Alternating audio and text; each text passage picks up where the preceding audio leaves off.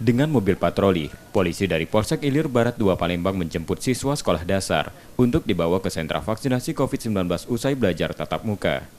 Cara ini dimulai polisi Senin siang dengan sasaran 150 anak berusia 6 hingga 11 tahun per hari.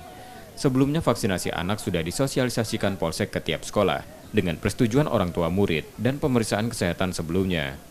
Agar anak-anak tak takut disuntik vaksin, polisi tak hanya menjemput namun juga menyiapkan bingkisan. Proses vaksinasi siswa SD ini, polisi tetap meminta pihak sekolah untuk mendampingi siswanya.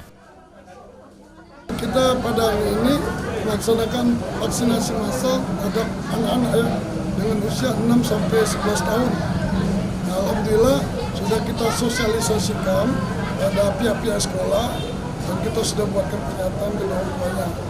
Dan ini salah satu sekolah sudah datang tempat kami dan kita langsung melakukan vaksinasi. Tentunya kita akan cek up kesehatan mereka terlebih dahulu. Kita jemput mereka ada yang dari rumahnya, ada dari sekolahnya. Cara yang dilakukan Polsek ini tak hanya menjemput anak di sekolah, tapi juga ke pemukiman warga. Reski Oktora, Muklas Diferensial, Kompas TV, Palembang, Sumatera Selatan.